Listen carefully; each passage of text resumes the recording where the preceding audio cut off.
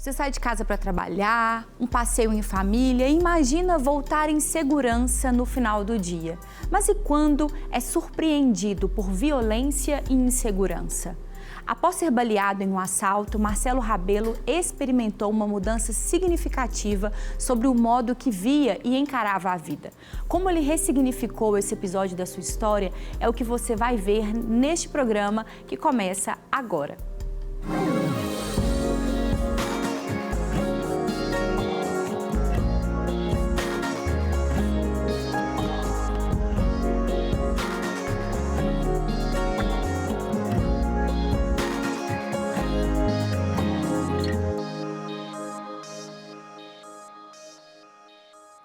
Você é um bom motivo para viver e no programa de hoje nós queremos te ajudar a não viver com medo, a não viver focado no trauma, em uma dor, em um episódio que tenha acontecido na sua vida. Para me ajudar na conversa de hoje eu recebo com muito carinho Graziela, psicóloga, seja bem-vinda mais uma vez. Tá? Uma honra te receber.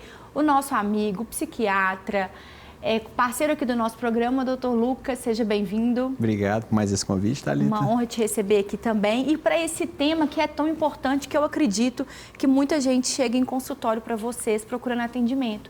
Às vezes um trauma de um assalto. Infelizmente, nós vivemos uma realidade, né, no nosso país de muita violência, de exposição a muita insegurança. Então, quando essas situações nos acontecem, é muito importante que a gente cuide, né, não só da nossa alma, não só do nosso espírito, mas também das nossas emoções. Então, vamos conhecer primeiro a história do Marcelo Rabelo. Em 7 de novembro de 2016, é aniversário do meu irmão e da minha irmã. E a gente estava lá na casa dos meus pais, comemorando o aniversário, comendo, tudo, festejando com eles, né? E deu mais ou menos umas 10 horas da noite, eu tinha que acordar cedo no outro dia e nós moramos na mesma rua. Eu moro um pouco acima, meus pais um pouco abaixo, na mesma rua. Aí deu mais ou menos umas 10 horas da noite, umas 10h15, eu falei com a minha esposa, com a Cris, pra gente poder ir embora, porque eu ia ter que acordar cedo no outro dia. Aí pegamos o carro da empresa, na época eu estava num laboratório de medicamento, né? E a gente foi voltando para casa. A rua estava vazia, não tinha ninguém na rua, estava tranquila a rua. Eu moro na mesma rua há 45 anos, então eu estava no meu local de conforto, assim, se você for pensar. Não estava em local diferente, eu baixei a guarda. E quando eu subi, dei a seta para entrar na garagem da minha casa, né? Coloquei o carro na garagem, ele bem embicando na garagem, assim, para abrir o portão. Aí a Cris desceu do carro, minha esposa. Quando ela desceu, nessa hora eu escutei, perdeu. Eu achei no começo que era uma brincadeira, sabe, do pessoal do bairro, porque a gente já é amigo e tal. Mas eu olhei de novo, eu vi o tambor do revólver e vi as balas lá dentro. Eu falei, você não vai brincar com um revólver municiado, né? Aí eu já fiquei preocupado. Aí ele falou, perdeu. Aí eu falei com ele assim, eu vou sair do carro. Eu já vou estar saindo. Deixei a chave na ignição do carro. E eu acho que nesse momento eu fiz esse movimento de abrir a porta, eu acho que ele achou que eu ia pegar alguma coisa. Quando eu abri a porta e comecei a sair, ele começou a disparar o revólver. E deu a distância de uma porta na outra. Quando você está dentro do carro, sabe? Que o banco do passageiro está do seu lado, é aquela distância. Então ele foi dando... parece que ele desesperou na hora e começou a atirar. Ele não parava de atirar. E eu vi, aí as balas foram entrando à medida que eu fui levantando do carro. Aí a primeira pegou na coluna, a outra pegou no fígado, uma outra raspou o rim direito e a outra entrou no quadril, do lado direito. E isso muito rápido, né? Segundos já passou por isso. Quando eu saí do carro e começou, aí a minha esposa, a Cris, já começou a gritar para o pessoal do bairro ajudar e tal. Eu vi um outro carro do outro lado da rua. Eu pensei, eu vou pedir ajuda porque a Cris está sozinha, né? A energia, eu não sei se é com todo mundo, né? A minha energia vai baixando assim, com 10 segundos, você não consegue andar. E eu sabia que eu tinha um pouquinho de energia ainda, eu cheguei no carro da frente, do outro lado da rua. Quando eu cheguei nesse carro, ele era o que estava dando cobertura pro pessoal.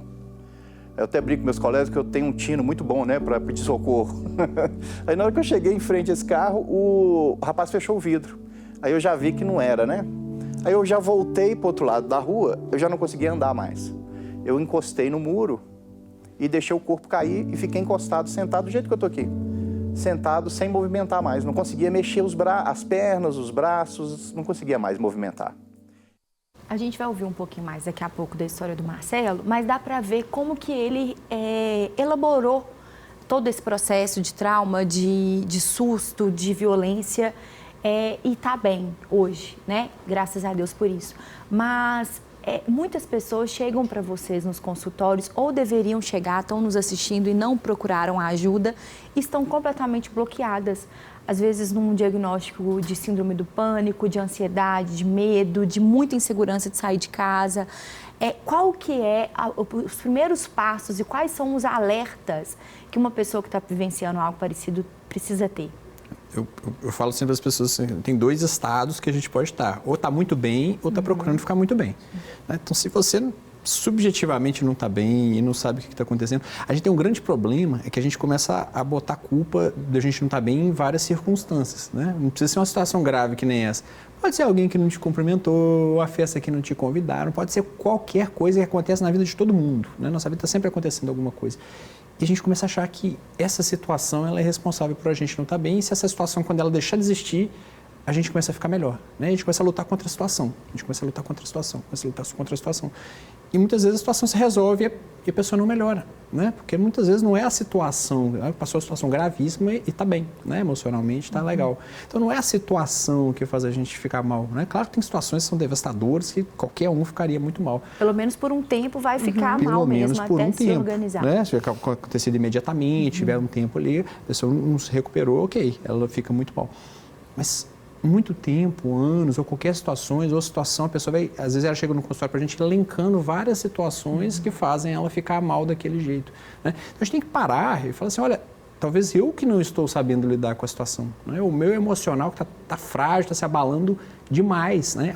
Excessivamente com as circunstâncias normais da vida. Isso tem um pouco a ver com quando a pessoa fala assim, não, eu tô só cansada, depois que eu tirar férias eu vou melhorar, vou ficar bem. Aí ela tira férias e aí depois tá tudo de novo e outras férias ela fica esperando as outras férias e assim vai, sem resolver. Fica esperando férias, esperando final de semana, fica esperando uma festa, fica esperando uma viagem, né? Como é comum as pessoas falam assim, eu preciso viajar, né? E aí o que acontece? Quando viaja fica bem.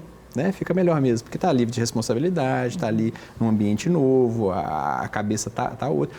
Mas a questão não é não é a viagem que fez bem, não é a viagem que é a resolução do problema, né? Apenas foi uma mudança de circunstância, né? Se ela continuar viajando e continuar no lugar que ela está viajando ali por muito tempo, a coisa volta, né? A situação começa a ficar como era anteriormente, né? Então não é o final de semana. Se a gente vivesse um eterno final de semana, aquilo ia começar a incomodar, né? Aquilo ia ser um desconforto, a gente ia começar a querer trabalhar, né? Você viaja um pouquinho, você fica bem, você começa a ficar muito tempo no lugar, você quer voltar, né? Você começa a sentir saudade de casa. Então, é assim que a gente funciona. É organizar realmente as emoções, a mente, para viver a vida comum de todo dia. E o corpo, ele vai dando esses sintomas, esses sinais, aliás, de que alguma coisa não está bem. Só que o ser humano espera o caldo entornar, né? O negócio ficar crítico para procurar ajuda. E sempre na defensiva, né? Não, vai passar, vai melhorar, eu vou tirar férias. Tira férias, faz isso, faz aquilo. E muitas vezes, nem nas férias, as pessoas conseguem descansar. Por quê? Porque a mente, a cabeça está 1000 por hora, então é uma fuga para alguma coisa que ela precisa resolver e ela não procurou realmente algo que vai ajudá-la naquele sentido. Depois do trauma, então, de um trauma, seja de violência ou seja ele qual for, é importante observar esses sinais e, se necessário, buscar ajuda? Igual a gente busca porque caiu, vai no ortopedista, olha em outros médicos? Sim, é importante, a gente precisa observar, né? Qual que é a intensidade desses, né, dos sintomas que a pessoa está tendo, qual que é a frequência disso na vida, os impactos que isso traz para a vida da pessoa, para ela procurar ajuda, sim. Sintomas como quais, por exemplo? Ela evita lugares onde que ela possa relembrar aquela situação, algo parecido, vamos supor, se foi um assalto, foi naquele local, então ela evita passar perto de locais que possam trazer essa lembrança. Às vezes a pessoa sente o cheiro, né, um cheiro, um perfume, alguma coisa. Às vezes ela bateu o carro, se ela sente o cheiro do combustível, isso já né, faz com que ela sinta esses sintomas. Escuta o barulho, aí ela vai ficando ansiosa. Ela começa a ter sonhos, ela não consegue dormir, passa a ter insônia. Então, são sinais, são sintomas também que o corpo vai mostrando para a pessoa, né? Que a nossa mente vai mostrando que o quê? Que não está legal. E a gente precisa observar, porque para a gente falar até de TEPT, né? Que é o transtorno de estresse pós-traumático, a gente precisa de um prazo, precisa esperar um prazo, né, para que a gente veja se realmente foi instaurado, se foi deflagrado realmente, né, o transtorno. Porque não é porque teve esse episódio, né, o assalto ou o abuso, o que for, que a pessoa terá um tipo de problema, um tipo de transtorno. A gente sabe que são multifatores, né, que isso é multifatorial. Mas isso pode ter sido o fator desencadeante. Então, a pessoa precisa desse cuidado, ela precisa buscar ajuda, porque se não era assim e está assim, alguma coisa está errada. E sinais e sintomas como esses que a Graziela falou, apontam para que tipo de diagnóstico? Muitas vezes pode ser um transtorno de estresse pós-traumático, a pessoa pode ficar deprimida, ela pode desenvolver um transtorno de ansiedade, fobia, né? Agora fobias, as pessoas não têm medo de sair de casa. A síndrome do pânico? Síndrome do pânico, Sim. né? Aquilo pode abrir um quadro, né? Que às vezes parece que não tem nenhuma relação, né? Mas pode desenvolver um transtorno emocional, né? Então, assim, às vezes as pessoas elas ficam querendo ter certeza de que precisam de uma avaliação, então, na dúvida, vai olhar. Né? Tá na dúvida, vai olhar. Porque o que a gente espera depois de uma pessoa que passa por uma situação difícil? Que ela fique mais forte, que ela fique mais preparada para a vida. Não que ela fique evitando lugares, que ela fique com medo, que ela fique querendo evitar pessoas, que ela deixe de trabalhar em tal lugar, que ela deixe de dirigir, que ela deixe... Não é isso que a gente espera, né? Então, se eu estou passando por uma situação, né, ou um sofrimento, ou uma perda de funcionalidade, eu estou deixando de fazer coisas que eu fazia, vai olhar. Tem que buscar ajuda. Vai buscar. Não significa que estou doente, mas vai olhar. Isso não é uma sentença para você ficar o resto da vida sem essa função. Às vezes você dirigia antes, hoje não dirige mais. Às vezes você saiu para trabalhar antes, hoje não trabalha mais. Então, isso não é uma sentença, é uma situação que você está vivendo que, embora ela seja dolorosa, que ela traga um impacto emocional, mental, ela pode ser resolvida com a ajuda certa, especializada, com os profissionais certos, com o suporte certo para você sair disso. Vamos ver como que a vida do Marcelo mudou, o impacto que isso causou no olhar dele para a vida. Vamos ver. Na minha vida, tudo mudou depois disso. Eu já era evangélico há muito tempo e nessa questão já estava resolvida na minha vida. Só que eu precisava de melhorar, primeiro, o relacionamento comigo mesmo, sabe? Dos meus valores, do que eu gosto, do que eu quero e dentro da minha casa também. Porque eu enxerguei, tanto no câncer da minha esposa quanto nesse assalto, uma chance de eu poder mudar dentro de casa, sabe? Era uma oportunidade que eu tinha. E eu abracei essa oportunidade. Naquela época, o que eu fiz? Eu já comecei a diminuir a questão do trabalho. Então, hoje em dia, eu escolho o trabalho que eu faço, sabe? Antigamente, não. Antigamente, eu amava trabalho ruim, fazer o desafio, eu vou pegar e eu vou resolver. Hoje em dia, eu escolho bem escolhidinho. Então, o trabalho, lá em casa, realmente, o meu relacionamento com a Cris, o meu dia a dia com ela é prioridade. Mesmo os dias que eu trabalho muito mais agora, é focado nos dias que eu vou ter de folga para ficar tranquilo em casa. Então, o foco meu agora é ela, é a minha família, é a casa. Deixei de trabalhar, não. Trabalho até mais do que antes, mas o meu foco mudou. O foco agora são eles. Por quê? Na época, eu comecei a pensar quanto que valeria um café com a minha esposa, sabe?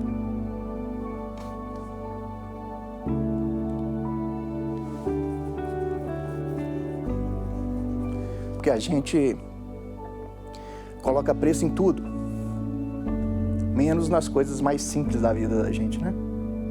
Quanto que é um café com meu filho, com a minha filha? Quanto que é almoçar com a minha esposa? Quanto que eu pago por isso? Se eu perdê-la, quanto que eu vou ter que pagar para ter isso? Não tem dinheiro que vai comprar isso, entendeu? E é coisas que eu tenho hoje normal no dia a dia. Eu posso tomar café com ela a hora que eu quiser agora. Eu posso almoçar com ela todo dia. Então é isso agora que me faz... a diferença agora está nisso na minha vida. Eu sou um excelente motivo para viver. Um excelente motivo. Primeiro porque Deus me deu a oportunidade de poder conviver com pessoas diferentes aqui. E isso já é um presente, sabe? É um presente que a gente tem, de poder conviver com pessoas, de poder conversar com pessoas, de ter trocas de ideias, de poder influenciar, de certa forma, uma pessoa. Essa conversa que a gente está tendo aqui agora, eu tenho certeza que algumas pessoas vão parar para escutar, para entender, ou vai gostar ou não vai gostar, mas vai parar para escutar. Então, a gente eu acredito que nós, como seres humanos, nós somos um agente de mudança aqui na Terra, para o bem ou para o mal. Aí a gente escolhe o agente de mudança que a gente quer ser, né? Mas a oportunidade está lá na mão da gente. Então, eu me vejo realmente como um agente de mudança aqui nessa terra. E eu estou aberto que Cristo me use como agente de mudança dele aqui na terra. Parabéns, Marcelo, pela escolha, né, pela decisão de pegar algo da sua vida, da sua história e mudar o foco, reorientar o foco e fazer isso dividindo com a gente hoje, né, compartilhando com a gente a sua experiência. A Cris também, o programa dela também está disponível no canal, no YouTube. Muito obrigada a vocês dois por terem compartilhado a história de vocês com a gente. Vocês são realmente um bom motivo para viver.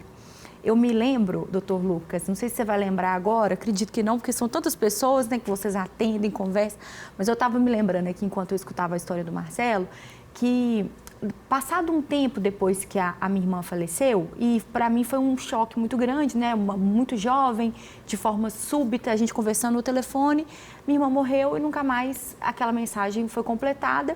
Passou uns 4 meses no máximo, minha outra irmã sofreu um acidente de carro. Aí eu fui e te mandei uma mensagem, porque eu falei assim, gente, eu estava sentindo que estava um pouco difícil para mim ali pegar o carro, eu tinha medo de perder as pessoas, medo de...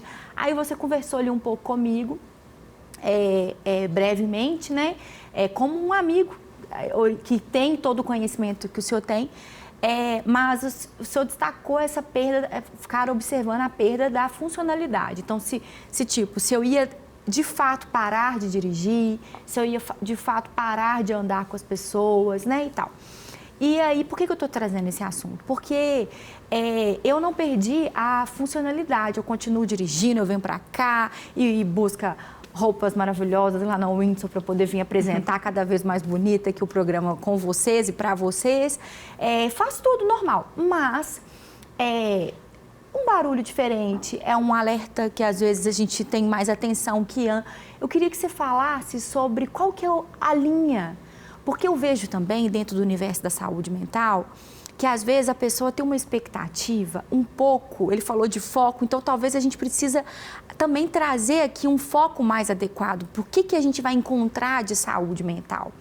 Porque às vezes a pessoa tem uma expectativa de que depois que ela passar por um tratamento ou por uma terapia, como eu fiz muitas sessões, ou por um psiquiatra, ou por uma medicação, que ela vai resolver tudo. Uhum.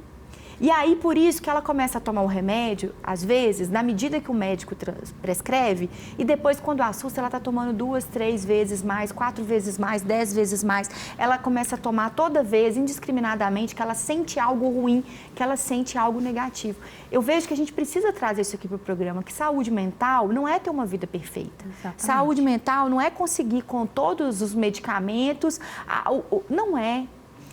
O desconforto, você destaca isso sempre em todos os nossos programas, ele é algo inerente à condição de existir, à condição de viver, à condição de estar vivo. Nós vamos ter um desconforto. Eu, no meu caso, eu decidi que eu não vou parar de dirigir, porque aquela menina que eu era lá de trás, que sonhava em ter a carteira, porque queria ir e vir, né? É um direito e uma graça que Deus nos deu, eu não queria perder isso, então eu tenho que... hoje eu gasto mais energia do que um tempo na minha vida para dirigir, gasto.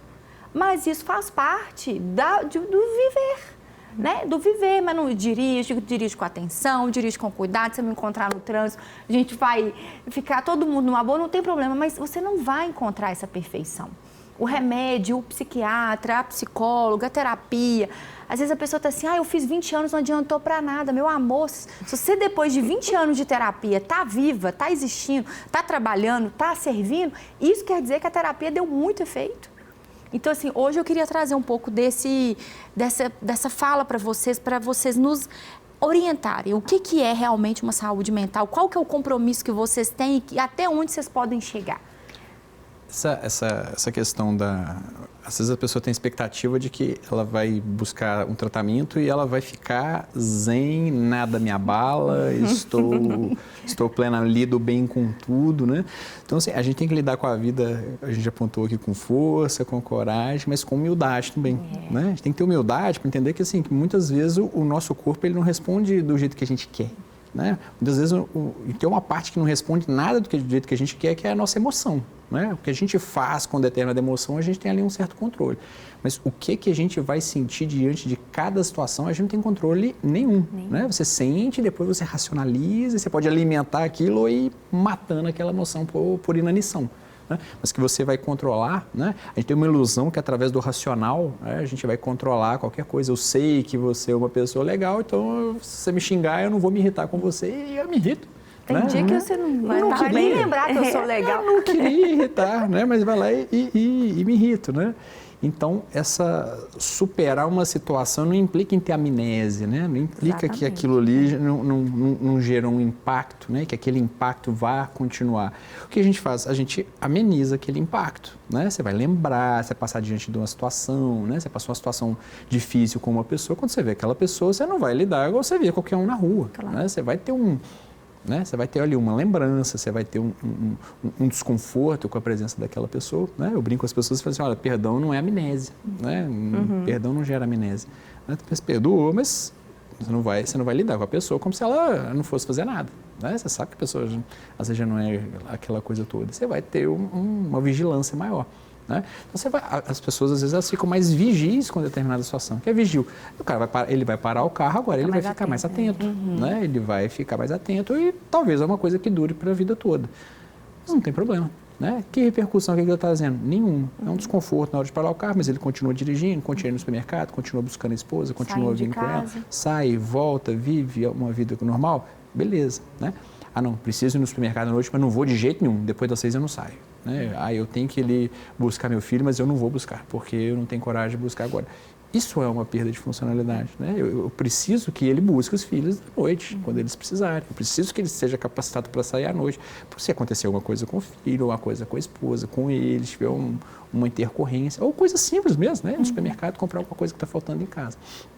Essa perda de funcionalidade que ela é mais grave, isso que a gente trata, né? A pessoa estiver sofrendo muito, né? Está ali, pode estar indo, pode estar voltando, mas está ali sofrendo, né? Não consegue, a vida não consegue seguir adiante porque fica lembrando com aquilo como uma carga emocional muito grande. Então é isso que a gente trata, né? A gente não vai zerar o cérebro ali que ele vai viver como se nada tivesse acontecido, porque não é isso que a gente quer. A gente quer que ele viva melhor, né? Para a gente viver bem. Apesar do que aconteceu. Apesar do que aconteceu, e a gente precisa se lembrar dos desafios que a gente já viveu para aquilo. Porque senão eu teria que tratar vencer a perda de memória. Né? Até para poder vencer os outros. Eu acho assim, que uma experiência te serve como base, né, para te impulsionar para os novos desafios. Sim. Então, acho que é extremamente importante. E a gente tem que sempre prestar atenção nesses prejuízos. É a questão da funcionalidade, né? Está me trazendo prejuízo, então eu preciso procurar ajuda. É muito comum as pessoas chegarem para a terapia, que eu acho que assim, ainda, né, existem muitos preconceitos em relação à terapia, à psiquiatria. Chega para mim e diz, olha, eu estou aqui, é a minha última cartada. É a última coisa que eu vou fazer, se não tiver jeito aqui, que não resolve mais, não. Então, eu vim aqui para você resolver os meus problemas. Né? Quantas vezes eu já ouvi isso? Aí, eu falei assim, poxa, então está no lugar errado, porque terapia não resolve problema, ela vai te dar habilidades, te ajudar a desenvolver habilidade para resolver os problemas. Porque senão seria muito fácil, né? A gente faríamos o maior sucesso, estaremos milionários. Tudo certo. Porque é fácil demais resolver problemas, se fosse assim. E não é assim. Esse não é o objetivo. A gente está lá para quê? Para você aprender a desenvolver recursos, habilidades para lidar com as coisas. E nem sempre problema, porque às vezes a nossa condição emocional e mental, ela está tão prejudicada que nem para lidar com as coisas boas básicas que nos acontecem, a pessoa não sabe. Das coisas mínimas. Às vezes a pessoa não consegue receber um presente. É uma coisa boa, é uma coisa maravilhosa, porque ela tem questões ligadas à orfandade, à autoaceitação, ao sentimento de não merecimento daquilo, enfim, N realidades que dizem respeito a isso também. Né? Eu já recebi, por exemplo, em consultório, uma pessoa que procurou ajuda porque ela não estava conseguindo se organizar para o concurso público. O objetivo dela não era que eu ajudasse ela a passar no concurso, porque isso é impossível, eu ajudar ela a passar no concurso. Mas se organizar. Mas ela precisava de organizar. Então, o que a gente fez? Nós montamos um cronograma de estudo. E aí ela conseguiu fazer bonitinho tudo que estava acontecendo. Qual que é o problema aí? Não tem problema. Não tem. Então, é mais uma questão de organização, de agenda. Então, assim, a gente tem que entender que a gente procura terapia, procura o médico, não é só porque o negócio está ruim demais. mas é para que as coisas não fiquem ruins. Então a gente precisa estar aberto a essas questões também. E essa questão da organização, né, para você poder sentar, estudar, desenvolver profissionalmente, precisa haver uma organização interna para que o externo consiga reproduzir isso. Recentemente, voltando no meu caso, que hoje eu estou ajudando o Marcelo, então Marcelo e eu aqui compartilhando a história. Recentemente, né, não tão recentemente, porque já tem mais de 60 dias que a gente está na espera aí, nosso carro foi roubado. E aí todo mundo virava para mim, quem ficou sabendo, né? Ah, mas você vai vender o carro, você vai continuar andando no carro, porque eu escuto que depois que tem o trauma e a pessoa não quer mais o carro. E eu pensando comigo, ô Senhor Jesus, eu só quero o carro de volta, eu só quero que esse carro volte logo, porque tá fazendo muita falta. E tem a ver com o que você acabou de falar, Grazi, de você lembrar, isso te dá suporte para que você passe por uma outra situação com menos coisa. Então agora, como eu já superei outras coisas que diz respeito a dirigir de novo, depois de um trauma, de perdas e tudo e tal, eu tô, gente, vão-se os dedos, vão-se os anéis, ficam os dedos. Então, assim, tá tudo certo, o carro vai continuar andando do mesmo jeito, eu só quero resolver a vida e continuar depois disso que aconteceu. Então, isso vai trazendo pra gente essa plasticidade diante das situações. Eu quero agradecer mais uma vez, Dr. Lucas, Grazi, por colaborarem mais uma vez com o nosso programa e que você se lembre sempre que, independente das situações, das circunstâncias, dos traumas, você pode viver melhor, você pode ter uma vida abundante, você não precisa ficar paralisado, bloqueado pelas situações, pelos problemas, pelas dores, você pode ir além. Busque ajuda e desenvolva a sua saúde emocional e mental. Afinal de contas, você é um bom motivo para viver. Até o próximo programa, se Deus quiser. Obrigada, viu? Obrigada, Thalita. Obrigada. Eu tô rasgando.